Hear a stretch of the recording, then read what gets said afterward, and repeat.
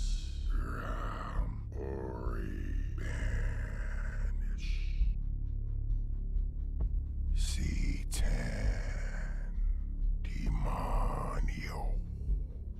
Dinaja.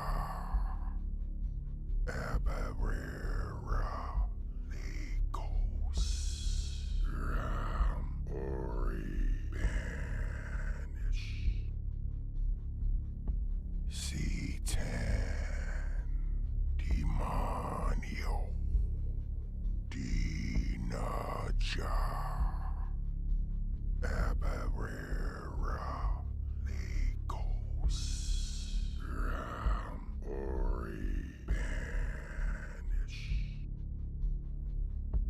C10 demonio.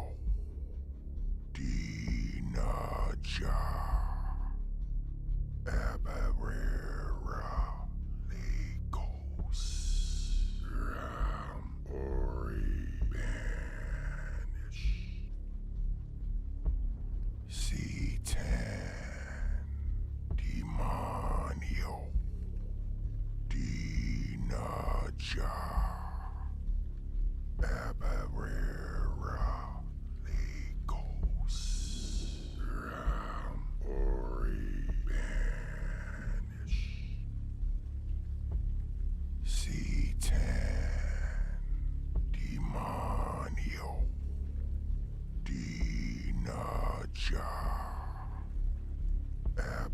Abarera Legos Ram Ori Banish C10 Demonio Dinaja Abarera Legos Ram Ori Banish C10 Demonio Dinaja Abarera Legos Ram Ori Banish C10 Demonio Dinaja Abarera Legos Ram Ori Banish C10 Demonio Dinaja Abarera Legos Ram Ori Banish C10 Demonio Dinaja Abarera Legos Ram Ori Banish C10 Demonio Dinaja Abarera Legos Ram Ori Banish C10 Demonio Dinaja Abarera Legos Ram Ori Banish C10 Demonio Dinaja Abarera Legos Ram Ori Banish C10 Demonio Dinaja Abarera Legos Ram Ori Banish C10 Demonio Dinaja Abarera Legos Ram Ori Banish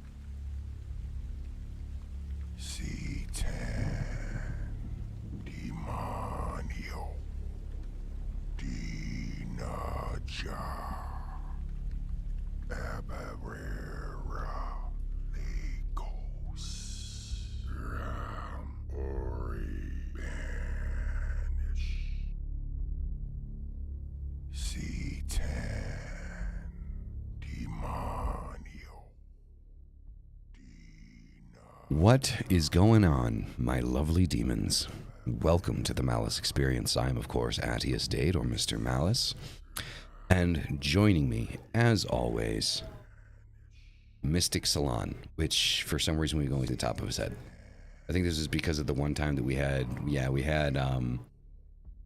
Scarlet on here. So now, like, everything's kind of messed up. Blame Scarlet. She's not even in here. Wait, did we just freeze? Okay, we're good. Okay, I was about to freak out. I thought the whole stream just crashed and died. Let me get Mystic's face in here so you can all see him. I didn't realize it looked like this. There's Mystic's head. Is everybody happy? You can see Mystic's face now. There he is. And the silver is very silvery tonight. It is, isn't it? The new moon. There we go. Excuse me. All right. So, welcome, everybody. Welcome. So, before we get into, what we're going to talk about, as the title suggests, the title says, Be Immovable, which kind of leaves something to be desired, right? Like, as far as, like, what in the hell are these guys going to talk about? Well, I just like, as I always do, just drop the last-minute bomb onto Mystic of what it is that I want to talk about. So he's going to be, playing it by ear as he usually does. See what happens. Let's see what happens. But I think it's going to be an interesting conversation. But before we kind of start kind of bringing up those details, we're going to do everyone's favorite part of the show, the weekly read by Mystic. So Mystic, if you want to take the reins here and tell everybody when they're going to die. Look, it's funny. I was. Did you say tomorrow? I did. I was reading. I don't know what the article was, but it's about this guy who keeps making he says he's a time traveler from 2067, and there's 3 very important dates, and we're all gonna, shit's gonna happen on those dates, and like everybody's freaking out, and it's literally the same group of people freaking out that were also present for his foretelling of what was going to go wrong in the months prior, that none of them have ever come true. It's like, what's happening? Because that, right? Your other dates didn't work. These dates didn't work. I mean, at least Nostradamus has like an 85% success rate. I mean, there's something to be said, Right. I mean, everybody. I was just gonna say everybody wants to be Nostradamus. So seriously, which is a very seriously good whatchamacallits on him, by the way. Predictions. Predictions. Thank you. I actually have a really cool tarot deck tonight. This one I actually just got it today. It's been on Kickstarter for a very long time. It's been a very long wait, and I am super excited. I actually got 2 today, but the one I wanted to talk about or use is the Meraki tarot. The what tarot? Meraki. Meraki. Okay, 2nd edition, huh? Yeah, it's a 2nd edition. I do have the 1st edition, but it is completely different. Neat thing about it, they're really beautiful, and they're kind of like flowy cards, and they're a little like, initially they seem like they're going to just be all, love and joy. And then when you see what the King of Swords is, you're like, oh shit, this is an actual deck. Right? So there's some pretty cool shit in it. Nice. So it is one of the, it is, I don't know how to say, hold on, let me get it. There's a couple of cards in here I need to get out. It is not foil, but it's got a green matte edge, which is also something I'm not familiar with. But of all designs, types, colors, card stock, this is my absolute favorite. It is a semi-gloss, mostly matte finish, reversible, borderless, easy to shuffle, thick light card. Me like thick light card. We like thick decks. We like thick decks. Big decks. We like big decks, thick decks. But so, like, I mean, they're just, this literally, if you, anybody who has the Meraki Tarot, at least the 2nd edition, it is literally my favorite. The cards themselves, the stock, the way they're made, and the designs, it's my favorite kind. It is based off of, and I don't know all the details, because, again, I have not read the book, but it is very closely associated with crystals and other rock stones, earth, that kind of thing. So we'll pull a couple. We'll pull my favorite cards. First favorite card is the Magician, always. I'm always a favorite card of the Magician. Very interesting. Yeah. So, some similar designs in here. There's representations for all four of the elements plus the infinity at the top, which is a very common representation in the magician. Because the magician is capable of doing all works. And then you've got the high priestess, which is another favorite card of mine. I don't like this one. It's kind of like bleh, a little boring to me. Yeah, Just, I agree. cutesy. But when you get into some of the other ones, they're quite pretty. Let me find um the death, little cutesy, but still very pretty and appropriate for death, metamorphosis, and change. I like it. Yeah, the devil. This is one of my favorite cards in this deck. It's just a neat, different devil. Oh, nice. I do like that. Yeah, I just like how the artwork is done. I like the finish. This is definitely my top when it comes to that. And then so we've got Judgment, just stupid. I think that's a good depiction of the universe. Understandable. I can see it. And then there's the Meraki, which I have no fucking clue what that means. So hopefully it doesn't come up in the reading, or we'll definitely be intuiting something. But anyway, that's the deck. Again, this color is like a minty green. It's really pretty. So we're on the backside of a new moon. Get it? We're being mooned from the backside. Screw all of you. It was funny. I expected some ha-has in the chat. Okay, so just to let you know, Meraki, what it means is this is a word that modern Greeks often use to describe doing something with soul, creativity, or love. Oh, there you go. It's the Meraki Love Tarot. I'm sure it's that's probably what drew me to it. Thanks, Little Tree Sat. Appreciate you. I'm pretty sure that's whatever the story was drew me to it, because I always read the stories on them. But then when you do a Kickstarter, like this one was someone I did like 9 months ago. I don't remember all the details from the campaign, and I don't keep up with them. Once I've decided I want it, I get it, and I kind of forget about them from there. So I haven't really kept up with the creator, although this creator does have multiple other decks, I believe. So pretty cool. We're going to get an energy read. We have had a lot of stuff going on. Last week was, I think, much more focused on bringing the energy back together, which I think is what we're going to need to do for the rest of the year, to be honest. We've had things flying all over the place. We're definitely in introspection time. We have certainly been in and out so much of just life and things in general. It's been crazy. We're going to see what we get, though.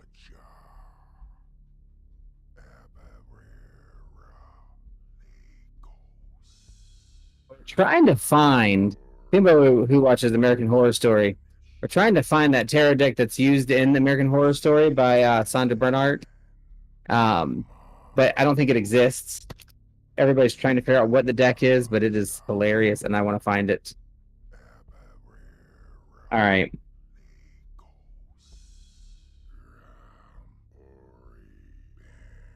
First card. Really? I literally said I'd hope I don't get that card for the very first card. I'm like, shit. No, I'm glad I told you what it meant. Thank God. I mean, let's say, well, obviously I'm going to be biased now at all. It means love, and everybody's done from a place of soul and joy and creativity and art. But I mean, honestly, if you look at it and placing it, so right, you go from 21 to 22, so it's coming after the world. So it can only, to me, my first thought would be something of the lines of like transcendence or going into the outer realms of the astral, because you've got rolling hills, you've got sheep, which, yeah, whatever. You've got some designs in it and some other things that just would, to me, that's just a representation of like the next place after you have hit through the world, right? So if we take this at face value and what we know of it now, the Meraki, and that being a major arcana, then we're going to say that this particular read comes at a time of, well, we already know introspection, but at a time of fulfillment where we're actually self-actualizing and realizing our true form of art and our true form of making it to whatever that next level is that we've been trying to get to. So that's going to be informed by the next two cards. So over the next week or so, couple weeks, whatever, the rest of the year, what is it that we're going to need to do to get to that level? And we have an Ace of Cups. So we're going to need to really, really dig deep down into the realm of water and the realm of what our emotions are and help make sure that those things are flowing freely. There can't be any blocks. If you have an emotional block or some kind of thing that's holding you back emotionally, you have got to figure it out. And you have got to figure out how to move past it, because if you don't, it's going to be stuck, and then you're going to be with it for a very long time. Because if the Ace of Cups shows up in a reading for me, it definitely is a representation of the need to have free-flowing energy, right? Free-flowing energy and emotions. So judging with that, with the Meraki card, I would assume that this is a positive thing, that it's not that there's a block. But let's see what the next 10 of Wands. I mean, this is like... There's actually... hold on a second before you go a little bit further. I don't mean to cut you off, but there is an extension. There's an extension on the meaning of Meraki. It says, it's when you put something of yourself into what you're doing, whatever it may be. So I think that fits into what you're trying to say. It does, and the thing is, you couple it with the Ace of Cups and those two together, it's not the blocking of, it's the flowering of, or the growing of, or the benefiting of. This means, let it truly flow all the way free. And whatever you're working on this week, if it's work, if it's, what do you call it, creativity related, if it's just personal life, let it be open and let it be flowing. Let it take the shape of the container it's in and free flow, and things will work out really well for you. Interestingly, the third card is the 10 of Wands, right? Interesting 10 of Wands. Very much so. 10 of Wands generally represents, for me, that station of, well, first of all, we're talking back about creativity here. And then... walking through all the way to the end. So if you've listened, which many of you have heard how I read, I like to read numerologically and kind of cyclically. So that means you have ones through, or aces through tens, right? If you're talking about the ace, you talk about the beginning in general, not always. Tens are the end. So if you're in a 10 of Wands, that means that you've culminated the wands. You've culminated the energy of the creative, passionate forces of fire. And there's so much more to that fire than just, oh, we've created something. If you add that with Meraki, apparently, and the Ace of Cups, which is your free-flowing energy, you really are looking at some massive creative endeavors that are going to result in something that's magnificent. This would be the time to write your magnum opus. Opus. I have only had a glass of wine, y'all. I'm just saying. It's the magnum opus time. So if you are working on something, this is the time to really, bunker down and push at it really hard. Like, really throw in your whole self to it. Ace of Cups is truly, like, it's and any of the aces for me really are about making sure that you are giving 100% of whatever that thing represents. So you need to push like Lamaze, and if it's really hard, you go he hoo, right? So the takeaway this week is really like, it's a good week. Mm-hmm. Sounds like. Let your hair down, put your energy out there, create some shit, have some fun with it, do it, but like really engage it. Don't half-ass stuff this week. Because if you do, your magnum opus might sound like a MIDI tone. Which may or may not be a good thing depending on who you are. I have a really nice Opus 2 ephemeral. My Opus. We have really nice Opuses. That's way too close to Orifice. Yeah, I was thinking the same thing. So another thing, though, if anybody's ever interested in any of these decks, let me know. I'm really good at connecting people to them. But it comes with tons of like extra cards that are like for learning. It's got all the astrological signs. It's got associations. Like it's just very neat. Like these are all just extra cards that have information on them, like little cheat sheet cards, which is pretty cool, I think. Beautiful cards too. There's something going on with your mic. Probably me hitting it and then pushing it away. It's like depending on where you're sitting, like it either sounds really fucking muffled or you sound like you're a million miles away.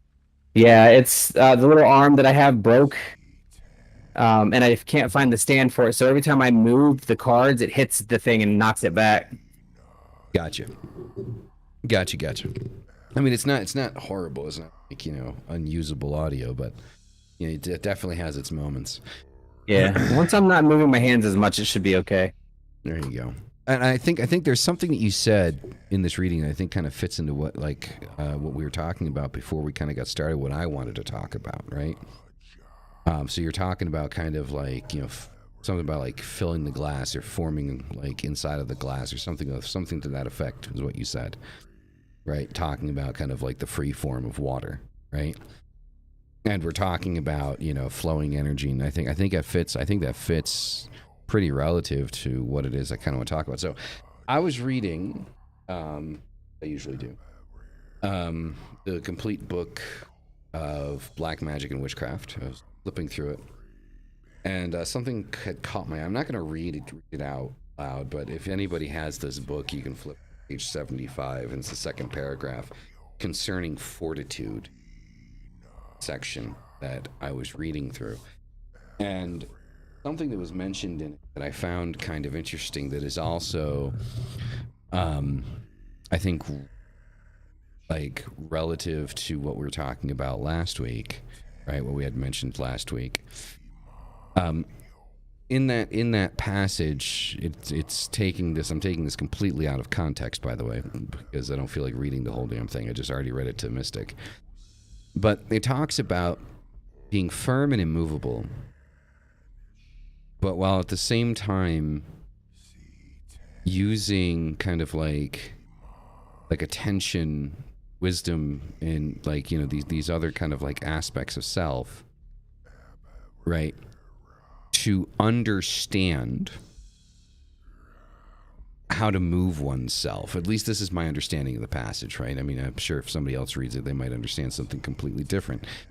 But my understanding is it's kind of talking about, to paraphrase, I suppose, being like a mountain, but at the same time being like a river, right?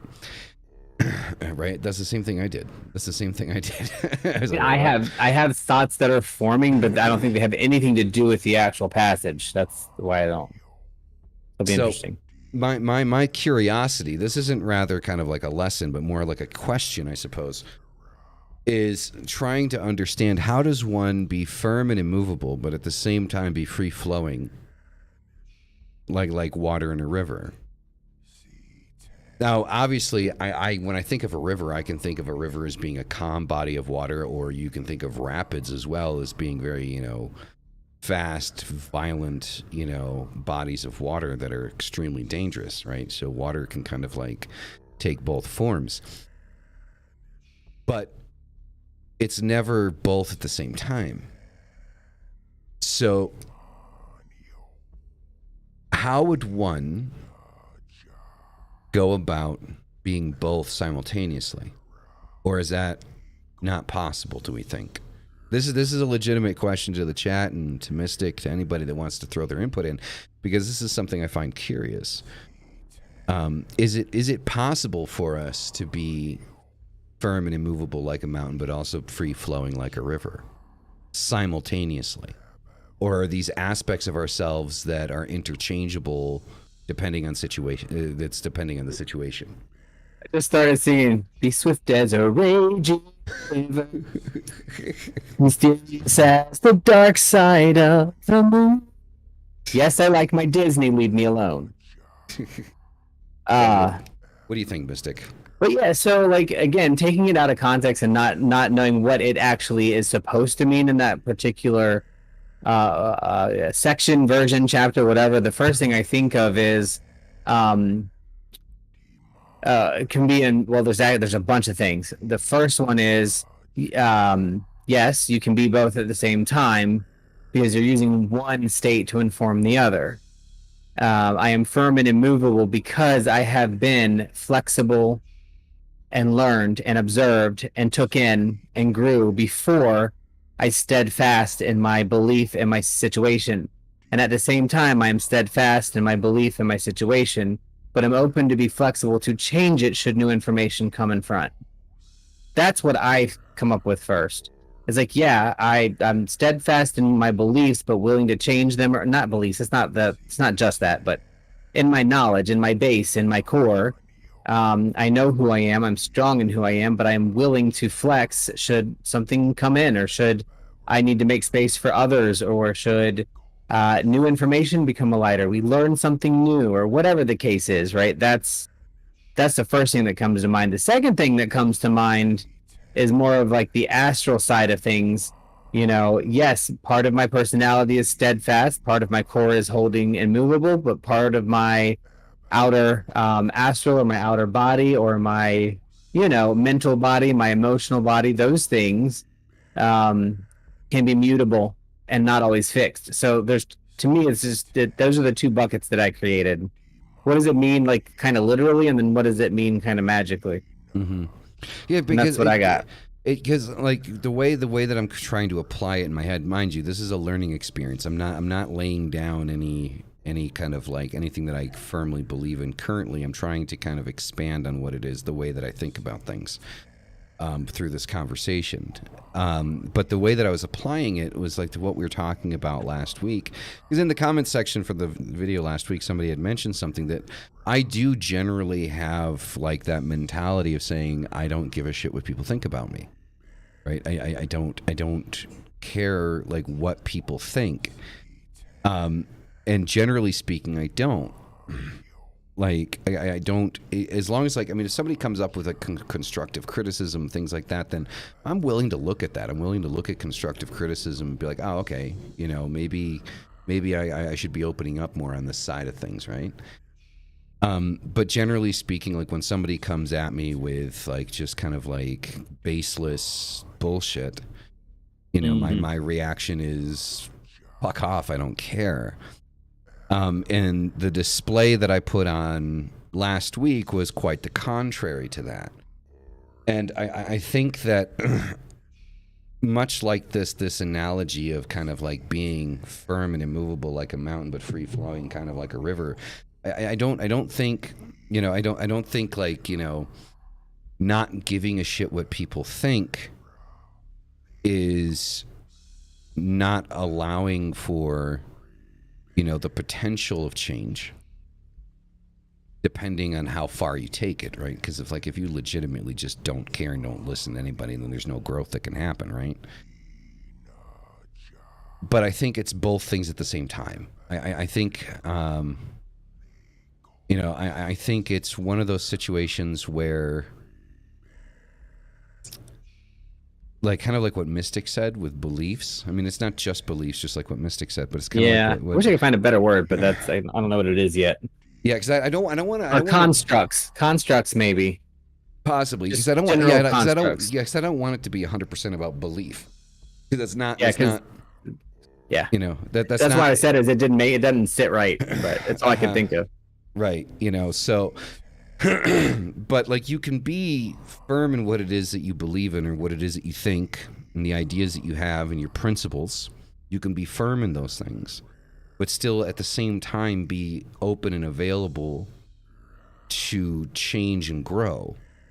And I think that this is true with a lot of things, right? Like one of the reasons why I think I get so kind of like agitated with the way that society is towards people in the occult, anyone in the occult, I mean, especially Satanists and people in the left-hand path, but anyone, right, is, you know, I look at, you know, I mean, maybe, I mean, correct me if I'm wrong, maybe I'm pushing this too far, but I think it does reach that level of being, you know, a civil rights issue. Like, you know, when it comes to people in the occult. People have been denied jobs. People have been denied, you know, higher positions in jobs. People have been discriminated against purely because they have a different belief system. And then you're forced into this place of secrecy, right? Because, you know, if you're open about the things that you believe in, then you run the risk of, you know, being judged because of what you believe in, right? Baselessly and without logic or explanation or reason, just because you believe in something different. And, you know, I look at, you know, obviously these things are, I think, you know, on another level, but I look at, you know, civil rights movements in the past. When you look at, you know, people, you know, the suffragettes, or you look at, you know, the gay rights movement, you look at, you know, Martin Luther King, Malcolm X, you know, obviously these things are, you know, on another level, but they draw parallels, right? That I'm trying to find that balance point, right? And I'm trying to find that balance point with you. Because I don't think that you should give a shit what people think. I think you should be proud of who you are as a person, whoever you may be. Go ahead.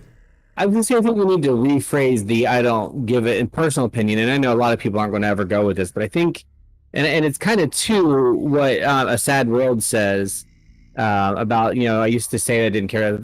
There has to be a better way to explain the idea of "I don't give a shit what others think." Because you know my personal thoughts on that. You know, no matter who you are, how you do, you care, regardless, one way or another. That's my personal belief. But I agree with you because I do care. It's not just I don't give a shit what other people. It's like I don't give a shit what other people think when they're being assholes, but it still hurts. So it's like, so it does matter. And instead of, well, it does matter, but not caring about it isn't the same as not mattering. It matters because it is and can be hurtful. But getting to a place where you don't care about what other people think isn't, and this is going to take it in a whole nother direction, I guess, but it's not about not caring what other people think. It is about becoming strong enough in who you are that it doesn't cause you to change who you are to meet somebody else's vision of you or version of you. That's what I know that's what we're saying, but I don't know how to word that well.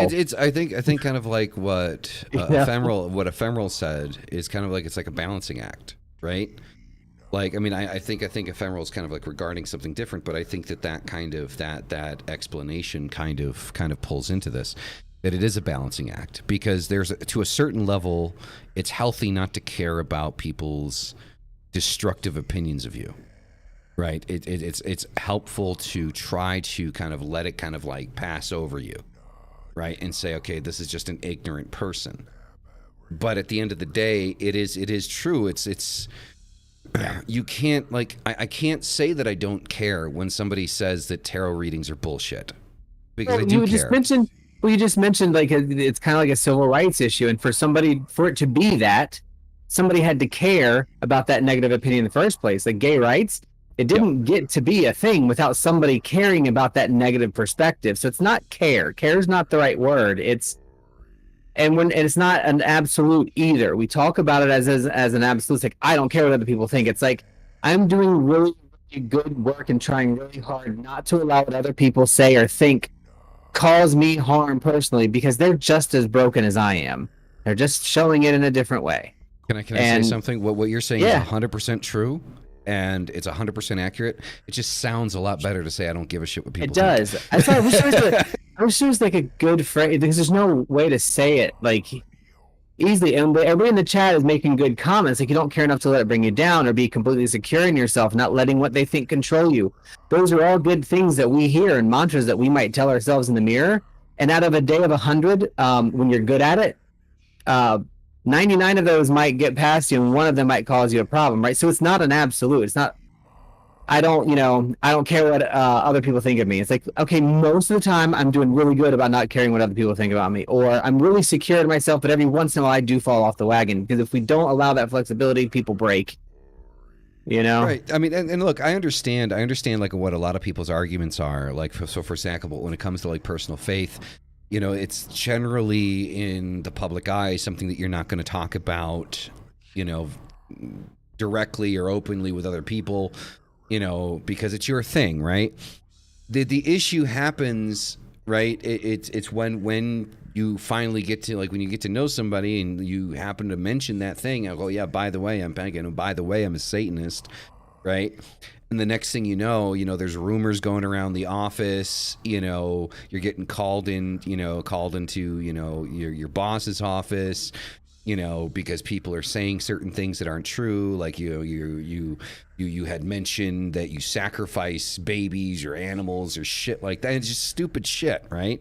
And I know that Mystic knows what I'm talking about. And I sorry I keep bringing this up, man, but like you're the most recent and direct example I know of. Mystic had to deal with this directly in his job. It was not fun, and I didn't have to deal with it too hard. It was pretty easy and pretty quick because I had a lot of people to support me on the back side of it, and I dealt with it 100% head on, straight on, and it worked. It was effective, and that person still on my team, still working. We've got a much better working relationship now. But it was very uncomfortable when that happened first. And the other people have lost their jobs over it. I got lucky. So, so it's just like when I sit there and I think about it, and like, I mean, Mystic to me is like, he's like a brother to me, he's like family, like, I mean, him and I have been friends for a couple of years now. And, there are things that I've shared with him that I've never shared with anybody. And it hurts me. It hurts me when I see that. I've had stuff that I've dealt with, in that air, in that light. And it is hurtful to see. It's hurtful to see people you care about go through it. It's hurtful when you go through it. So Mystic is 100% correct to sit there and say that, like, I don't give a shit what people think about me as a general statement. Like he said, maybe like, 70, 80% of the time I'm pretty decent at it. But there's those moments that it's just like, dude, enough is enough. It's like the field of fucks meme. We need a field of fucks meme that has differing level of fucks in the field. It's behold, this is the field of fucks you see. I do not have any to give. Sometimes there's one fuck glowing in there and you give it. And that's when you get mad at yourself or you get frustrated. Because when we do that, we have that as an absolute. I kind of feel like when it does get to us, yet we still maintain that absolute, that's when we're being immovable and not flowing at the same time. Mm-hmm. You know what I mean? That's kind of the crux of it. And you're lying to yourself, which is I think, even worse. Like you're lying to yourself. And then you feel guilty about it. Exactly. And then you're the asshole. Well, I mean, that just generally happens. Yeah. But, so I do generally try to maintain, that, by the way, DA, Two Pondering Pagans is Mystic. Right? So just so I don't know if you know that or not. I think he knows. Okay. Maybe not. Maybe forgot. Who knows? But yes. So I wanted to retouch on last week because I don't think last week I was being clear enough and why I was so upset. I think I was kind of like letting kind of like the emotional aspect of it kind of take over, and I wasn't being clear or concise in what it was that I was trying to lay down, right? Because I had noticed that I'd upset a few people, right? With the way that I was kind of talking about things. And I still maintain a lot of, what I said. I'm not doubling down and I'm not falling back, right? On what I had said. I'm just clarifying, I think. Because I do think personally, and again, I mean, if somebody wants to disagree with me on this, then that's fine. But I do think where we are moving into the area of, civil rights violations when it comes to this shit. When it comes to decisions that are made about people's employment, when decisions are made, I have to look this up, but I've heard of a couple of people having marriage license, not honored because they were hand fastings, not traditional marriages. Grant you, I think this is like fucking Arkansas or some shit, but kind of makes sense. It's Arkansas. What do you expect? There's no W in Arkansas. I don't get it. So it's just one of those things. Is it rampant like other things in the past? No. But also today's society doesn't permit or allow for things like that to be rampant. But it doesn't make the incidents that do happen any better or any less a violation of a person's rights. I think that it's getting to this point where when I talk about us being in the occult and protecting each other, those are the types of things that I want to see us protecting each other from. Like, we need to be louder, in my personal opinion, especially when things like this happen. I don't want to be loud just for the sake of being loud, but I want to be able to be loud when it's necessary to be loud, instead of hiding under our rocks because, oh shit, see, like this type of shit happens when you're open about this shit, so I'm gonna go hide now. Yeah, I want the louder people to be louder, the softer people to be softer, the middle people to be more middle. You know, it's like not everybody's a lawyer. Mm-hmm, People suck at it. So those that are good at that, yes, there should. It's a part of a cohesive group, cohesive, you know, growth process, cohesive unit, whatever you want to call it. But the ultimate thing is, you know, it's all of our guidance, advice, recommendations, discussions, topics, points, everything are ultimately opinions because they don't work for everybody. And I hope people understand that, you know, because there are some people that are well adjusted, but they're the type of person that's going to always stand up for exactly what they need to stand up for, you know, for injustice, yada, yada, yada. Some people may have the inability to do that because of their history or their own things that are preventing them from making those comments or doing those things, or they haven't developed that skill, you know, emotionally, and I think that's okay. But yeah, I like agree. I like what Behemoth talks about just being balanced on both sides of it, you know. Mm-hmm. I can say that that's probably a good point to make too. Is the term serious?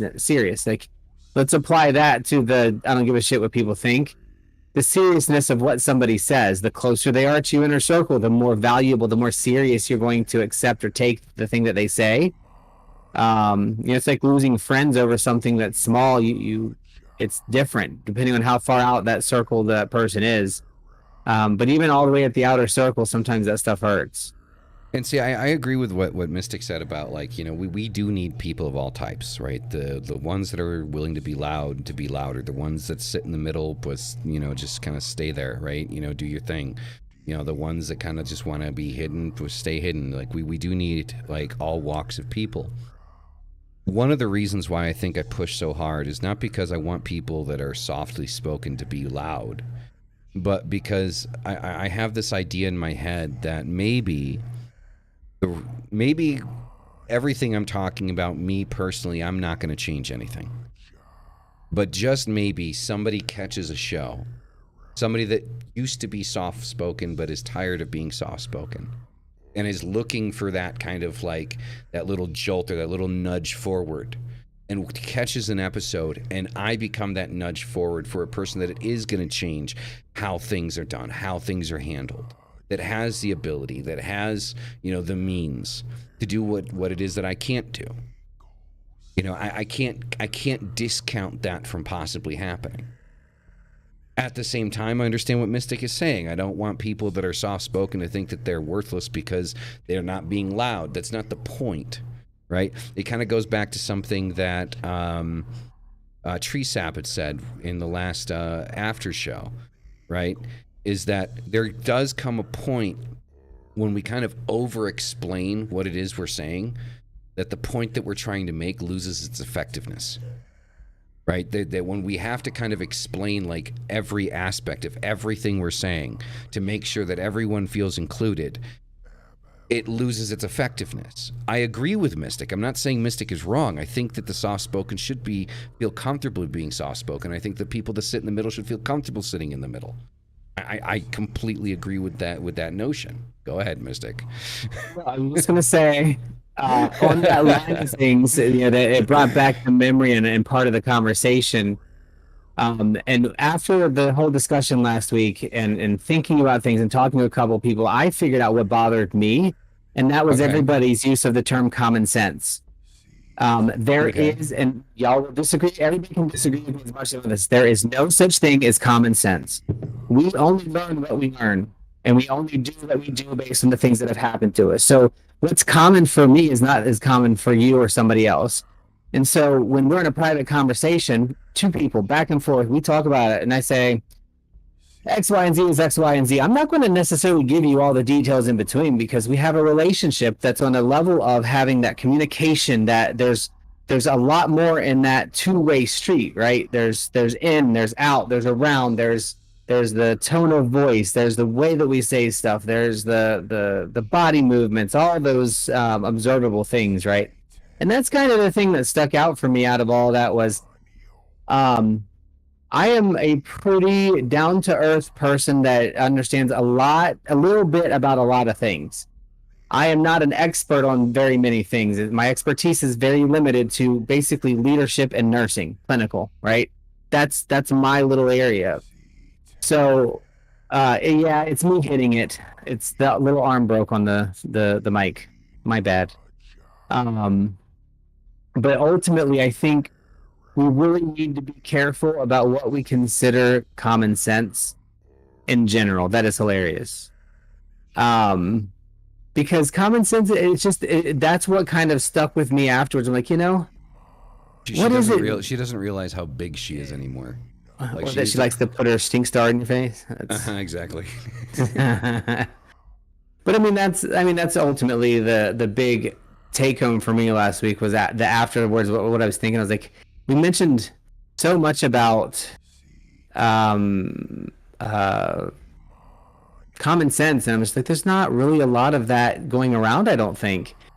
And it's because all of our version of common sense is just completely different, and it's not probably effective to talk about it. Now, that goes into the other part we talked about. As we open up conversations where there's a platform or where there's multiple in and out messages along with other verbal messages and then other people typing without verbal cues, that's when I feel like you have to kind of explain some more details of what it is you're saying, because people are going to tap in. It's just like if I'm in a really, really bad place in my life and I'm paging through the channels and all of a sudden I go to the channel and they hear, I want you to kill yourself, right?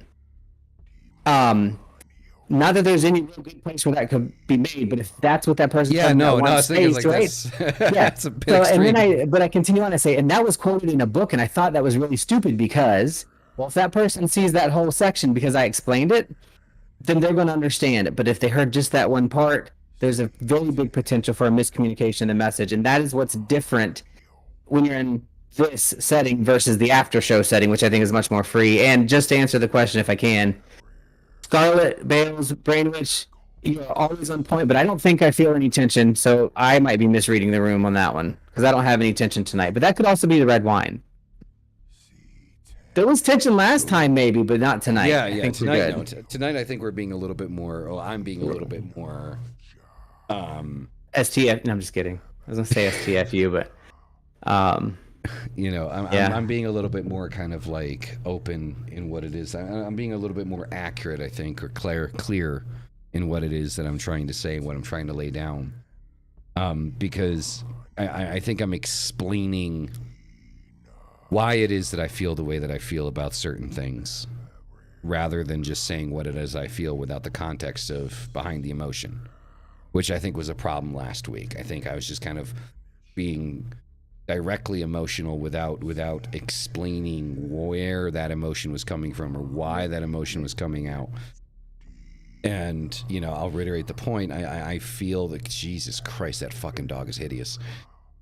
Oh, no, Tina. Thank God she cannot hear. Fucking eyes. Fucking Christ. Tina. But, I think the easiest way to kind of explain it, the easiest way to put it out there is I think that the discrimination that happens towards people in the occult is becoming, somewhat of a civil rights issue. And I think it needs to be handled. I don't know how it needs to be handled. That's not my area of expertise, but... when I watch, the things that I watch, maybe I'm just overly exposing myself to things that people normally wouldn't expose themselves to kind of learn about the other side, watching all of these, evangelicals and all of these things that they're saying, the reactions that I do. or the reactions that I'm planning on doing. Like I'm literally watching like 5 or 6 different videos right now, in process of recording reactions. And honestly, like, for me, in the position that I'm in, the discrimination aspect of it, sorry, chat, like the cat likes to kind of come right in front of everything. Everything that I'm seeing is significantly more amplified than I think maybe what the normal person is seeing or deals with, because I'm overly exposing myself to these types of comments and situations and people, specifically trying to reach out to these people, trying to get them on the show, to figure out where it is that they're coming from, why it is that they're coming from that point, why they think that they can. They say that they want to save your soul, but then the moment you say that you're a witch or you're Satanist or you're left-hand path, then they wish you to burn in hell.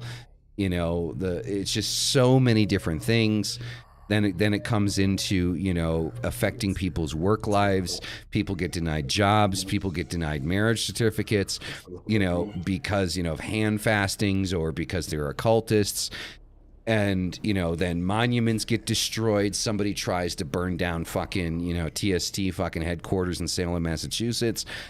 And it's honestly just, in my eyes, so grotesquely rampant that I think that, it is, bubbling over. Because I'm exposing myself to it. Whereas a normal person is trying to avoid it, right? A normal person is trying to avoid confrontation like that. A normal person is trying to move away from those situations, move away from people that aren't going to accept them. And I'm going headfirst into it. So I think that my explanation last week was lacking. I think that my ability at that particular junction to explain what it is that I wanted to explain was also lacking. I apologize for that. But I wanted to make tonight like a situation where I'm being significantly more clear and concise, not only in what it is that I want to say, but why I want to say it. It sounds like you're just saying that I'm right, and I think that needs to be written down somewhere and signed. I did not say that, but that's okay. That's what I heard, so... But seriously, I mean, it's a good point. I think one of the things that I've really enjoyed lately, and there's been a lot of stressful situations going around, truly, has been the ability to have a conversation or have a discussion that actually gets to a different place, right? So we can talk all we want about anything that we want, whenever we want, and I'm never going to be the one that's going to go, and I'm not going to subject myself to evangelical anything at this point. I probably will not subject myself to the supposed artist formerly known as LFM because I don't remember any of the other letters. It's just at the point where we should be looking at things that allow us to grow and make us grow and push us forward. And it's going to be a big part of the process on, how we move forward and what we do in the future and how the conversations start and how they go. Because, I've worked pretty hard on hammering out my evenness in most cases. So, I think I mentioned before, growing up, I had significant anger issues. I will not tell you some of the things that I've done as a young person because it would absolutely change people's opinion unless they knew me very well. But I was going to say, I know some of the shit that you've done. Yeah. I don't judge you. I wouldn't be proud of it as a child. As an adult, I'll share it with people, like in after shows and stuff, but I'm not going to share it on here in the recording because, work probably watches this stuff. Love y'all. But ultimately it comes down like, we have a platform and there's an opportunity to speak and there's an opportunity for people to hear it. The more anger they hear, and the more discussion they hear, and the more realistic response and authenticness and genuineness that they hear, the better. Um, because anything other than that, it's not going to be very good. It's not going to be very effective. There'll be no point, I guess, is what I'm saying, if there weren't all of those things. I think.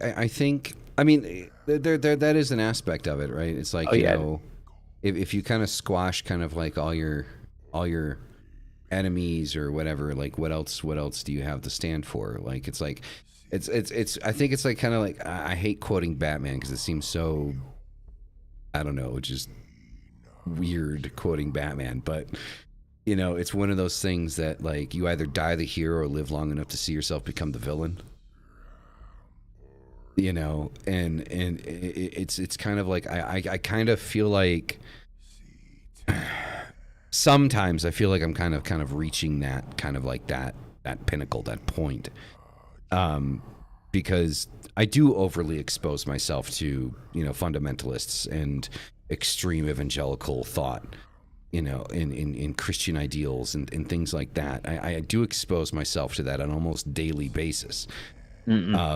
And and it's, I'd like to say it's just in the search of content, but it's not just in the search of content, because one of the things that I always quote quite often, I think it kind of skirts under the radar for most people, but one of the things that I quote very often is "Know thine enemy."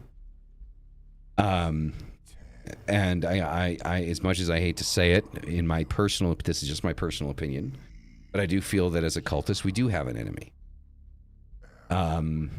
A very active enemy that may not present itself or rear its ugly face, all the time.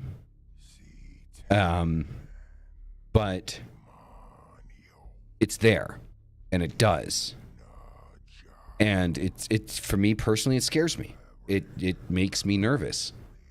It does scare me. Right? Because, for example, the situation with Mystic could have been a lot worse. Thankfully, Mystic is, a very intelligent human being, and for the most part understood how to handle the situation and how to go forward with it. I'm a pretty calm person, and I can handle most things, but everybody does know I do have a temper in some cases. But would that have hit the fan? That stuff would have gone not in my favor. I would have ripped them down. Like there is a part of me that I would not have settled or sat down to allow those things to happen at that point. I'm happy to hear that. No, I'm glad that you were able to fix it without that happening. But I'm also happy to hear that you would have been willing to kind of like take that step up and say, "I'm not going to let this lie." Yeah. Yeah, no. I know my bandwidth. Like that's one of the things that I have learned, and I think everybody needs to know at some point. I know my bandwidth and where that bandwidth and frequency lies and how much I can and can't handle, right? So that was within my bandwidth to manage. I think very few people, probably Brad or Rook, whatever, same person, probably has seen it, but I don't even know if he's seen it to its full extent. Probably. I think there's one or two instances since we've been together 15 years where somebody has done the thing that gets under my skin, which is, talking. I call it, because it's just the Norfolk in me, calling somebody outside of their name, behind their back, under their breath, just out of earshot. That is something that will send me so far beyond into a place that you would not even recognize me. My face changes. The color of my eyes change, my body changes, and people are afraid of me. And it has happened twice in the last 15 years. Both of them work-related, actually. I'm just glad. I'm glad that it didn't escalate to beyond something that what it was. I'm happy about that. I'm glad, because that shows not only your ability to handle the situation, but also like what you told me your company was doing after the fact. Yeah. The proactivity, getting out in front of something like that. Yeah, and they're still doing it, which is nice. As a company, I think that that's amazing, and I give them enormous amounts of credit and respect for taking that step forward, and saying, hey, this is something that we need to. Yeah, we literally have an equity chief officer now, like that looks at all that stuff. It's nice. Now the I'm people glad. within the organization, they Christian stuck, but that's okay because they have not, and they know, but they have not. They're not addressing it, but they're not. You know what I mean? It's not an issue. Right. No, definitely. I mean, I So. just feel bad for the people that don't have that. My heart goes out to the people that, have been in similar situations to you, and sadly, they didn't come out on the other side of it. Yeah. And that's kind of like where I sit, right? Because they like the evangelical extremists, as I like to call them, like to say that we're the conniving, manipulative ones, when they're the ones that when they're the ones that will be any means necessary, go under the radar and do whatever it is that they need to sabotage people, that they get a whiff, not even a confirmation, just a whiff that somebody is involved in the occult. Will do whatever it is that they need to do to make sure that your life and your livelihood is completely and utterly sabotaged. And it needs to stop. I mean, we're still, I hate to say this, but we're still fighting against racism. We're still fighting against sexism. We're still fighting against homophobia. We're still fighting against transphobia. It's 2022, for fuck's sake, and I'm afraid of gay people too. I'm sorry. we're still fighting against all of these things, and now add on top of that, shit pile, whatever you're gonna call it. Like, is there a word for fucking like homophobia for people that are afraid of witches and shit? Is there a word for that I'm not aware of? Assholes. Yeah, basically. Intolerant fucktwats. I like where you're going with this. Let's just call them IFTs. IFTs, I like that. Yeah, it's like an NFT. They're non-fungible tokens. Intolerable fucktwats, IFTs. There we go. It's coined here first, IFTs. So we add on to the pile of shit that right there, and it's like, is there anything that we can do or be without being judged for doing it or being that? I'm fed up. Maybe, again, like I said, maybe it's because I overly expose myself to the type of rhetoric that everyone else is trying to avoid, and maybe it's not as prominent in other people's heads because of the fact that they avoid it. But because I dive into it, I'm diving in the deep end of the pool here, guys. My brain is just, this shit is just like constant. I think it's just difference of people. Like, I don't think it's necessarily because you're diving into it so much and that you're doing it, but you have to decide if that's something that's having a negative effect on your psyche. And to me, it does. Like, I honestly don't ever want to be a part of a LFM, whatever, the formerly LFM review, because it just has no value anymore. There's no value to that. And people are going to follow her no matter what. People are going to follow that evangelicalism no matter what, because they are fueled by either fear, stupidity, or lack of desire or laziness. They don't want to know what new is. Right? Scarlett, would you like to join again? Can we convince you to jump in? Jump in again for a little bit, so we can catch you up. Because Scarlett just keeps saying, like, yeah. I don't know what the fuck is going on here. What is happening? But it's important to be able and be capable and ready to do that. But at this point, like, there's just no true. I don't know. There's just a missing sentence. There's a missing phrase. There's a missing idea that's behind all of this, that's driving what's happening. And I think one thing I do want to point out is I really like what Evolution says about calling them detractors rather than enemies. I do get that, but I don't necessarily agree. I don't think enemies is adding polarization. I think they've already called us the enemy. And I mean, they did. Definitely. Like it's literally quoted in video, because multiple times. You know, that's what it is. Now, I will say we are already the enemy. Yeah, exactly. It's to those individuals. I will say that I have to, and I've said it before. I've got tons of Christians that I know that are not in that group that does that. They're like, look, I'm not even, I don't even know. They literally just say, I don't know. And that's what I like.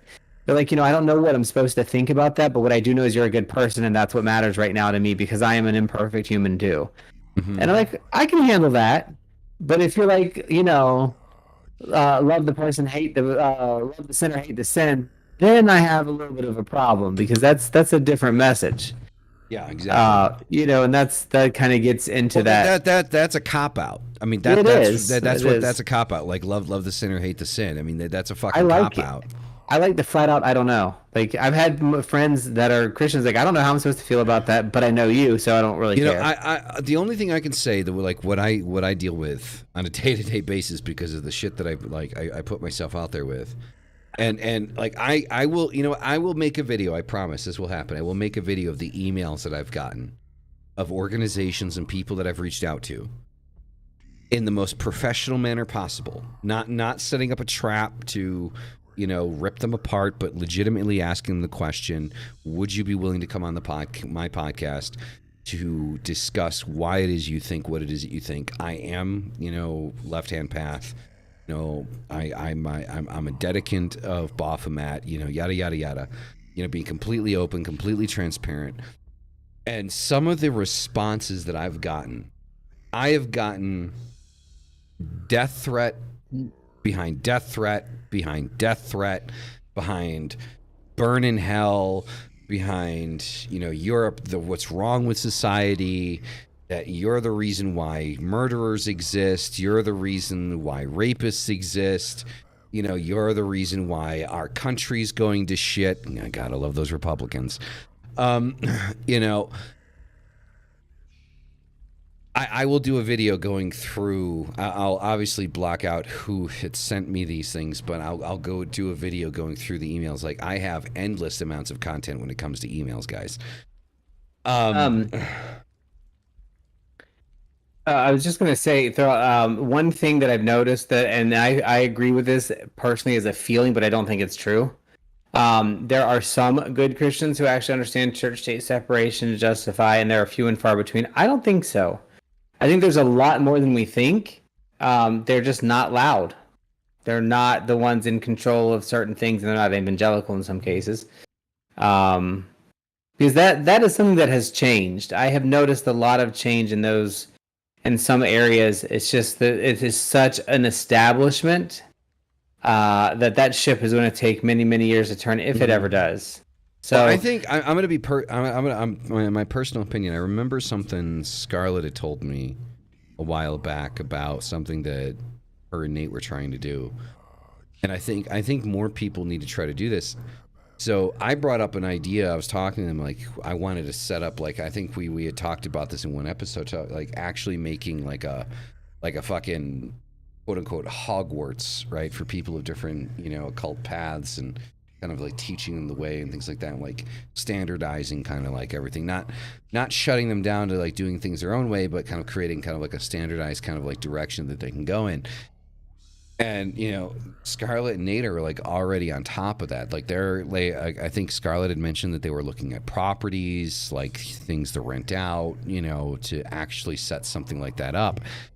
And I think that something like that is extremely necessary. I think bringing, in my personal opinion, the time for hiding in the shadows and putting ourselves under rocks is past. We can't. That is only going to work for so long. Like, Mystic has seen some of the stuff that I've seen. that we've not done videos on. Some of the things that people have said about people like us. Videos on YouTube where there are people that are literally saying that every single witch in the planet, regardless of path, need to be obliterated, taken out, killed, murdered, sacrificed to God. These are the messages that exist out there. These are the things that people are saying. Now, obviously, in today's society, people taking action on those types of things, slim to none. But like I have always said, and we've seen it with the guy that tried to commit arson at the TST headquarters, the American Stonehenge. What is that called again? What is the name for that fucking thing? I guess it's completely blown up now. I guess they completely destroyed it. The Georgia Guidestones, they're gone. Yeah, they're gone. Like, they had an attack. Somebody attacked it. It was only down. Right. It was only a bit, and then it was just completely taken out. Guys, I mean, come on. I mean, these are at best, I can say, are isolated incidents. But has anyone ever heard of foreshadowing? It's never going to stop because human beings are broken. So that's not going to change. I will absolutely love what Scarlett made a comment. And it's funny because I use this at work. Brad's heard me. I don't say it quite as nicely. I usually, somebody comes to me with a problem that I know I can't fix, and my response is always, well, call your senator, call your congressman, because that's how you make a change. So that might be something to consider doing at some point, to do something that is from a political campaign. Yeah, I agree. But I mean, it takes numbers to do that. It does, and that's where I'm headed. The next piece is I'm not one of those people.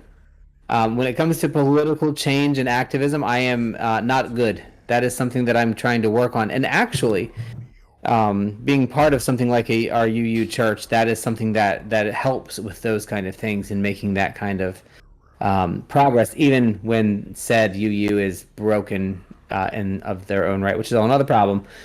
Working on it. You've told me something that irritated the shit out of me. With working on it. It's a chance to work on it. But here's the thing, and that's where I'm leading to this. We are making change at that individual level by changing how we think and how we feel. We are making change at the wider but still local level of inclusivity with our groups and with our conversations with those that are close to us. We are making those changes slow and one piece at a time by exampling and creating something that can be emulated in our behavior. And our behavior of anger and fight an enemy is the same behavior that they are providing, and that will emulate that behavior. But if we emulate and work towards having the behavior of it's going to get better, we are going to support each other. I'm not saying be weak and don't fight, because you have to fight, you should. That's never a thing. Never not a thing. But the big point for me is it takes everybody in their place, and they need to work within their. They need to work, because I gotta say something carefully, because I think I might get called out by Scarlett if I don't say this right. I'm trying to include what I've learned recently. We have to work in general within our comfort zone to create a safe place for us to root and hold ourselves, right? But then we have to take ourselves out into the discomfort zone, or that discomfort level, in order to actually affect a change to occur. I agree. I think there needs to be a balance, right? You know, I just don't think that, I don't know that a standardized school is going to do something like that, or a standardized process, or a standardized system. I don't think that by itself is going to do something, but I think it's a step forward.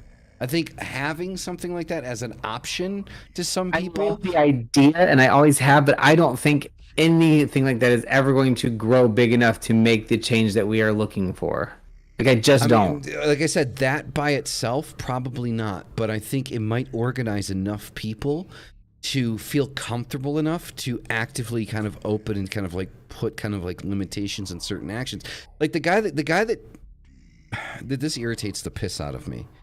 The guy that they arrested for trying to catch the TST headquarters on fire, the guy that had the God T-shirt on, right? Yeah.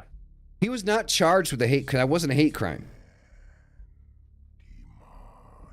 He was charged with arson or attempted arson, but it didn't cross over to a hate crime. It wasn't a hate crime, and it's like it is very hard to prove intent because the hate crime laws require I understand that, but proof of intent. for fuck's sake, a guy has a T-shirt that says God on it, then tries to burn down the TST headquarters. Really? Yeah. I mean, that's been a thing for even longer. That's, I mean, with the whole LGBTQIA plus XYZ community. I love the fact that you make fun of that as well. I mean, I make fun of it, yes, because it really is, to me, I just want to call it the community. But I get why people need vision, and I get it. I'm privileged to be able to say that I fit in the cis white gender. I stopped quoting the acronym because I don't know what letters are in it anymore. So it depends on who you ask, but it's probably LGBTQIA plus. Okay. But anyway, I think because for the longest time, like that's been so hard to prove whether that's actually something that specifically hate, and then. Sad world. I completely agree. If an LHP follower or a Satanist did that, automatically a fucking hate crime. See, I don't think so. I think we need to, before we assume that or say that, I think we need to look up some support. That'd be a good topic for a future show. But the thing is the only place I can think of where crazy fuckers thought it was a good idea to burn churches was Norway. Like all the burned churches around here is just it's been arson. I don't know of any that were hate crimes. So I would like to see if that's actually true. Then I'll look it up. I'll do the research. We should. I'll look it up. I mean, we should anyway. Yeah, before I go kind of like popping off at the mouth, I probably should look it up. But I mean, I do agree. I feel that it would be automatically considered a hate crime. They're the bigger group, so it's probably likely. But that's yeah. No, I mean TST. It's a form of Satanism. So, TST is actually, I want to correct all of you, because none of you know what a TST is, except Scarlett probably. It's a tuberculin skin test. Okay, that's a completely different subject. I mean, that's the approved acronym. I figured I would. I mean, it's good. So, I mean, so the thing is I mean, obviously, if we look at like, the Church of Satan, Anton LaVey, TST, very similar, non-theistic Satanism, atheistic Satanism, however you want to label it. There used to be the differential that, those that actually believed in Satan as an actual entity was a Luciferian, and that a Satanist was more, non-theistic. But then again, I mean, that label has been thrown out the fucking window as of late. So I think the best way to label it is theistic and non-theistic, Satanism. End quote. Great.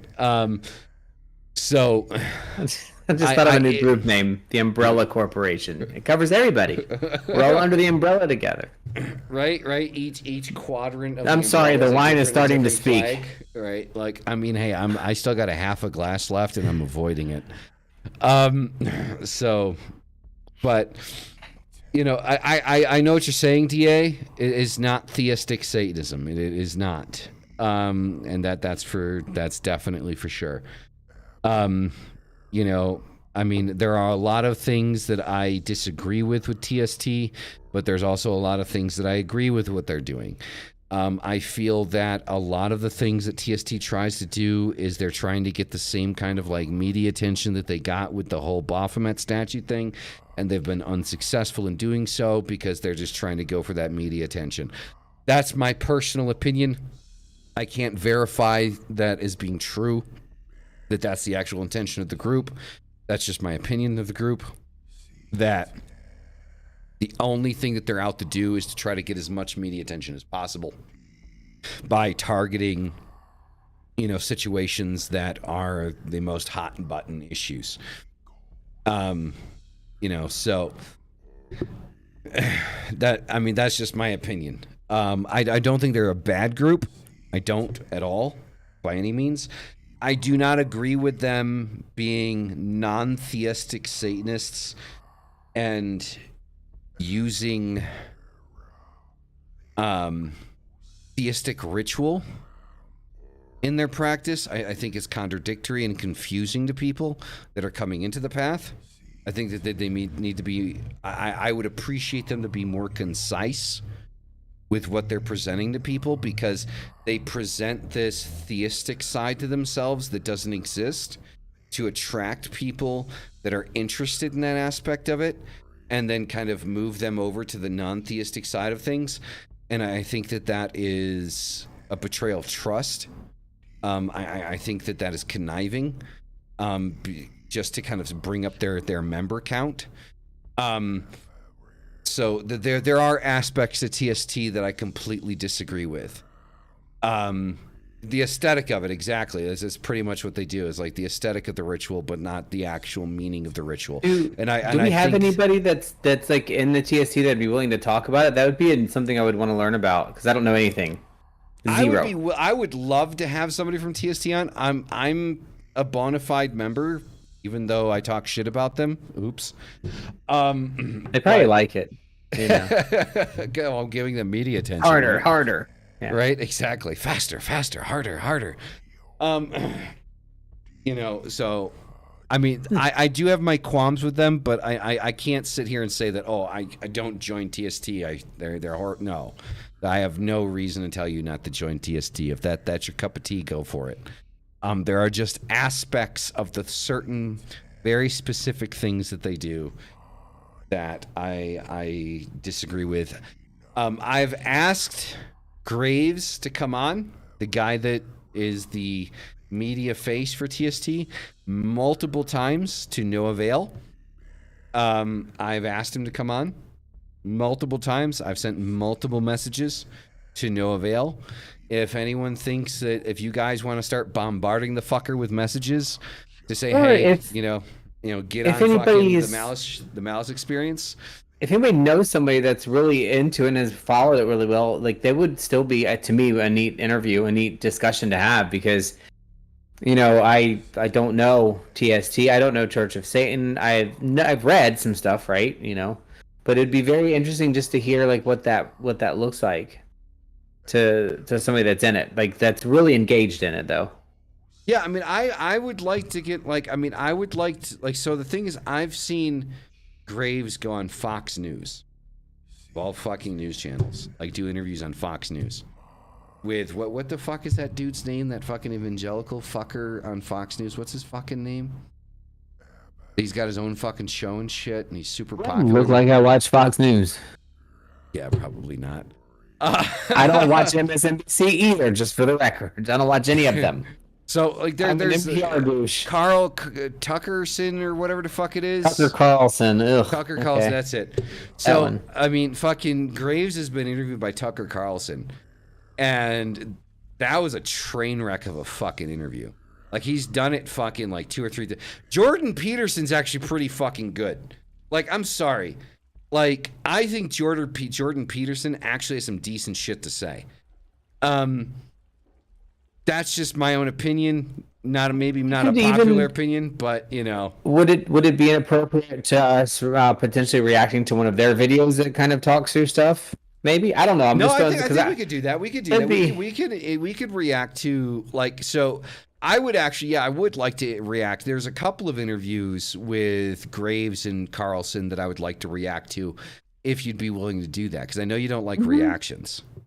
I don't mind doing reactions, especially when I don't have a preconceived notion. LFM, I'm just over. Like, I just don't have room left in my life for her anymore. So, like, I'm going to be honest, guys. Like, I know content-wise, guys, you love when I react to LFM or whatever the fuck she's calling herself this week. It's bad for her, and at this point, I want her to get help, and I feel guilty even looking at it anymore. Yeah, so. But like, I'm gonna be honest, guys. Like, I'm gonna draw the line in the sand right now. There will no longer, at any junction, ever be any more reactions to LFM, Mystic, Melinda Witch, whatever the fuck she is. I'm not going to do it. I don't feel the same doing it. I don't feel like I'm doing a service to the community by reacting to her anymore. I feel like I'm view fishing when I do it at this point, and that's something that I've never wanted to do. And I won't do it.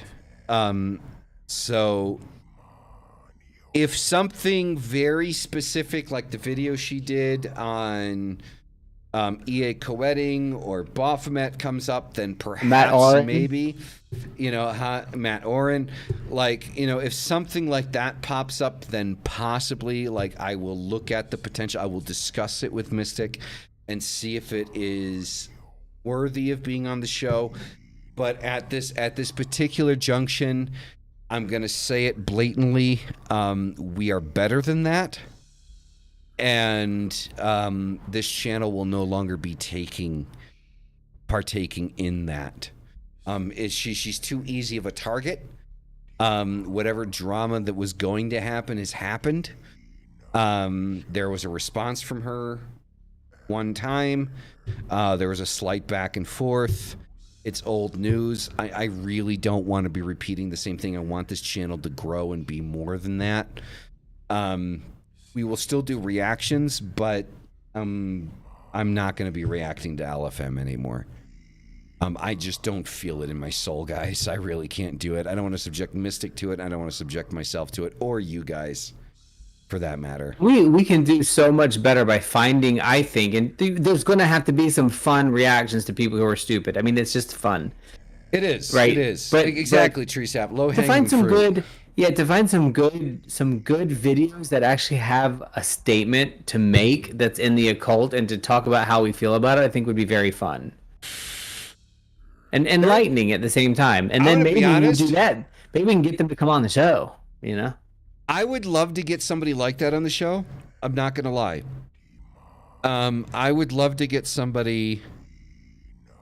I don't want to say from a hate group, but I would like to get somebody from a group that's a little bit more extreme on the show. I would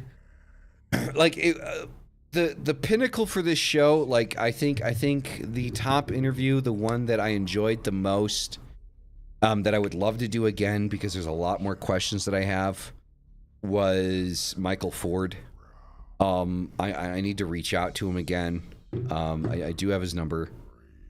I need to get him on again. And you need to get Matt on because Matt's second book has now dropped, and it is good. I have been trying to get Matt on, but that motherfucker has got such a busy schedule. And he doesn't schedule shit. His publicist does the scheduling, right? Yeah, so the thing is I haven't asked him for his publicist or anything.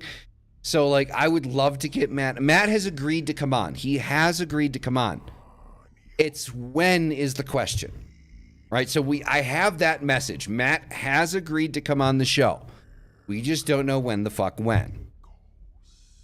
I will be honest. I actually reread his first book in preparation for reading the second one, the one that LFM kind of went through. And I'm telling you, going back through that book was it's just very well written. There's so much in it that just works. Oh, he's a wonderful writer. He's a wonderful I love writer. it. I'm for me, knowing Matt, I don't want to say friends, but we're acquaintances. We've had conversation. I'm sure Mystic has had conversation as well because Matt told me to tell Mystic to kind of reach out and talk to him and shit like that. Yeah, I got him because he's like, yeah, you add me to your Facebook. I'm like, yeah, I've been on there for 3 years, so let's work this out. And this is not a sex site, just for the record, because everybody thinks it is when I say it, but he got me over to Mastodon, which is the Twitter replacement, I guess, for some reason. I don't know the politics of everything, but I've been on there for a very long time too, so.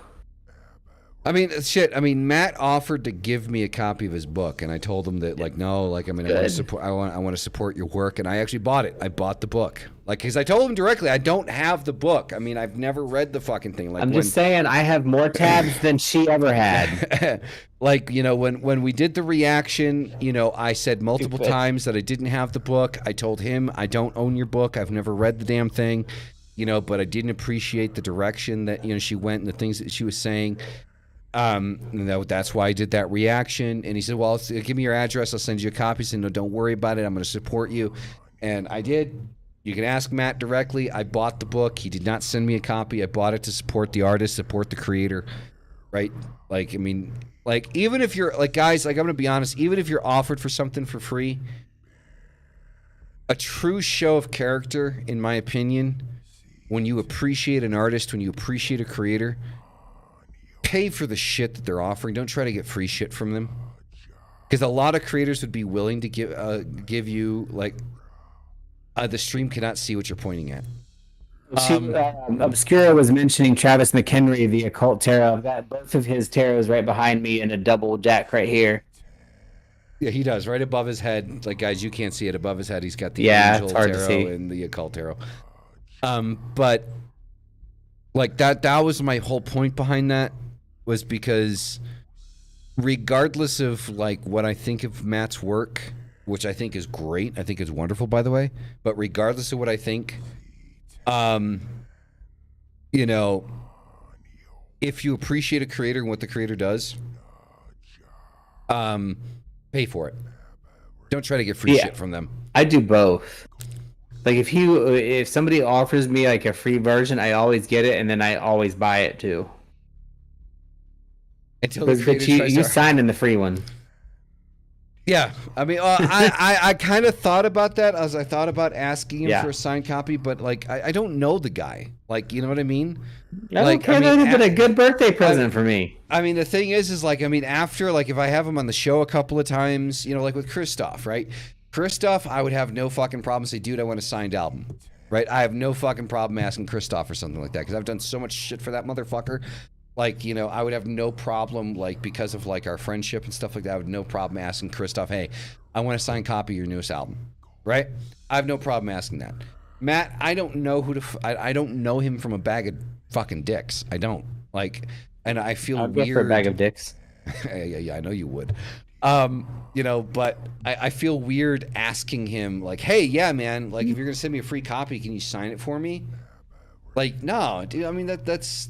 I don't give a shit what other people think. As a creator, I feel I don't want somebody doing that to me. Would I, if somebody asked me to do that, would I do it? Yes, I would. But at the same time, would I feel like you're taking advantage of me? Yes, I would. See, so I feel like I'd be doing you a benefit. Like, look, bitch, I like your stuff enough. I want a copy of it, and I'm going to tell people about it. Because that's what happens when people get a free sample of something. You know? Not all the time. No, not all the time, but that's generally how it works. If you're a streamer or a creator, that anything other would be a douchey move. So like, at least, like, always, like, these tarots and stuff that I get, they're no-name tarots, or they're you know, Kickstarters that aren't very well known. I will always pay for somebody's artwork. Like Herklinger, for example, I need to donate again. And another thing with Matt, right? It's free, so I donate. Matt's content, Matt's books, I appreciate, after reading the first one, because I've read the first book. After reading the first one, I like what he's putting out and would love to have a conversation with him and build off of that. And I don't want the initial aspect of my communication with someone like Matt to be, yeah, sure, give me free shit. Like I'm asking for free shit just for the hell of it now. You know, like, I want it to be kind of like more. I want it to be more meaningful than that. You know,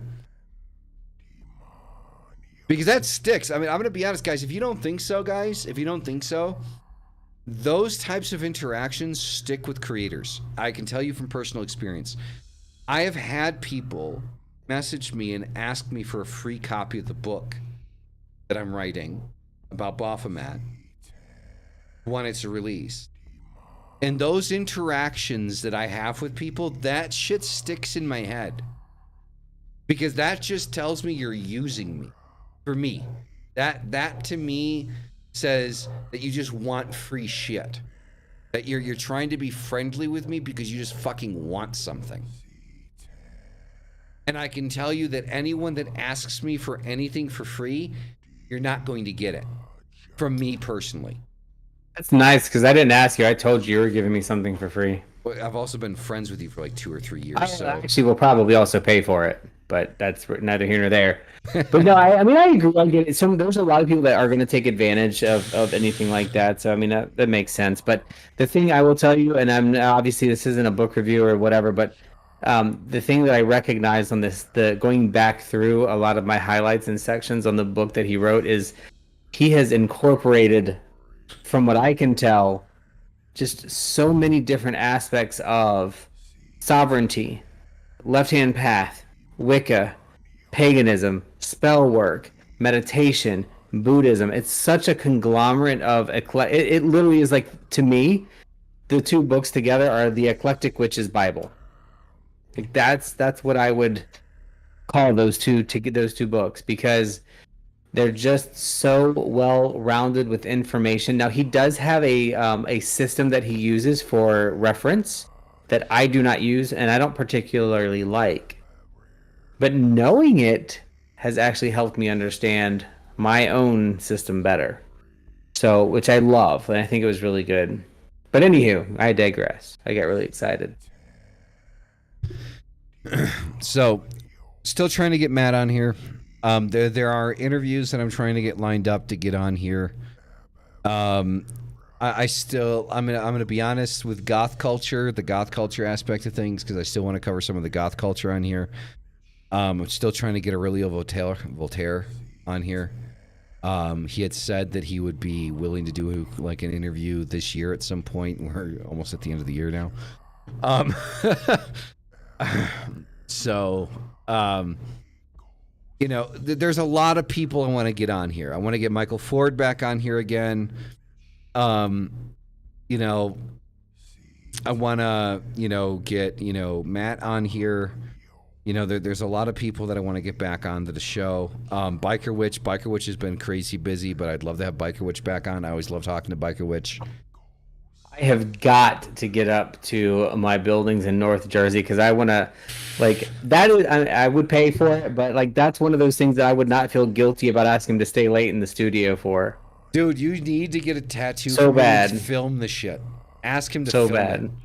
I'd go live with it. Dude, that would be fucking awesome. Dude, I am totally getting a fucking tattoo from fucking Biker Witch. That is going to happen. Bucket list shit. Like, yeah, I'm going to get a tattoo from, like, dude, Biker Witch. I mean, he told the both of us. He's like, "Don't worry about it. I'll do some ink for you." He told us both of us live. Yeah. Like, we're both like, "Nah, dude. I'm like, well, we'll pay for it." He's like, "I mean, like, however you feel, man." You know. Yeah, we've got morning scheduled already, but I've got to get there, because I may not have that many opportunities to in the near future, so I've got to make that happen. So, like, I mean, I definitely want to do it. I literally fly into fucking Newark. Like, I'm right there. Dude, I mean, I'm willing to fly his ass out here, do a fucking tat, like, right here in my fucking house. Because Mexico is really fucking lax laws when it comes to fucking tattoos and shit. Like, he could do his shit, like, right here. You know?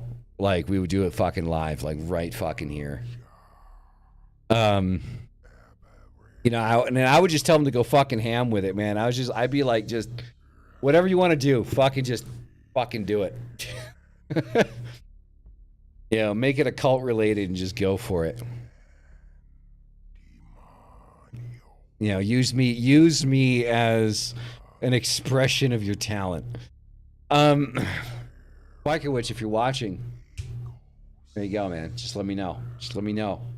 I'll fly your ass out. Not that I have favorite guests, but he definitely was somebody I could talk to for hours. Dude, there's a way that I think we actually did a couple times. Didn't we, like, after shows until like 1 and 2 in the morning? A couple times. Man. Yes. That's yes. Like, Biker Witch is like, there's just something about the way he talks about things that he's firm. Like, Biker Witch is probably like the pinnacle of what we're talking about today, like being like immovable, but at the same And time flowing. being like, yeah, exactly. Like he's the type of person you can talk to, and like he's like firm, like this is because he's got knowledge. Like that's the thing I love about Biker Witch. The motherfucker is like he's just got knowledge. He knows, like he can quote shit like for hours on end, like for days, you know, because he knows his shit, right? Like he's not an idiot. And having him on has been an honor, right? Like, and I want to have him on again. Like, I would love to have him on. Like, the way him and fucking Curtis handled each other, because both of them were like, I mean, when they were both on, like, I was worried about Curtis and Biker Witch being on the same fucking show because both of them are very, like, strong personalities. And they got along fucking swimmingly.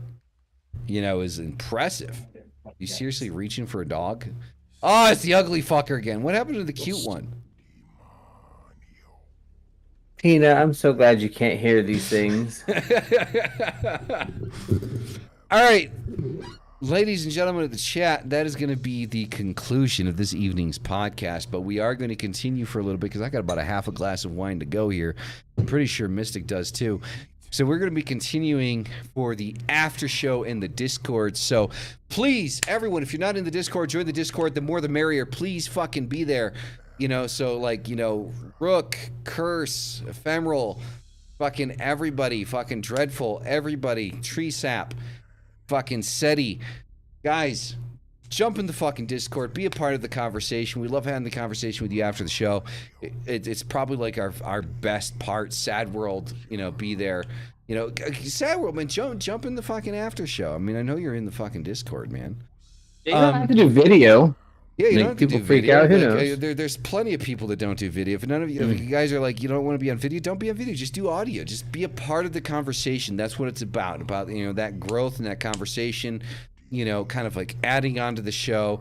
DA, you too, man. Like, I mean, you know, and I say man as a very general sense of things, right? I'm not assuming anyone's gender here. So, you know, jump in, be a part of the conversation. We'd love to have you there, right? We're going to probably be hanging out for like the next hour or so, bullshitting in the Discord, right? Talking about the shit, this yawning motherfucker over here. You know, you'll stop by. Awesome. Greatly appreciate it. So we'll see y'all fuckers in there in the Discord. All right, we'll be in one of the Vox channels. All right, you guys are fucking amazing. Thank you for being a part of the Malice experience. And as always, hail thy fucking self. By the way, T-shirts are almost done. T-shirts are almost done. There will be Hail Thyself T-shirts soon, probably next week. There'll be Hail Thyself T-shirts. All right, so look out for those. We'll be dropping those soon. All right, so you guys can rock Hail Thyself on your back, your chest, or wherever the fuck you want to rock it. All right, hail thy fucking self. Peace the fuck out. Bye. Bye.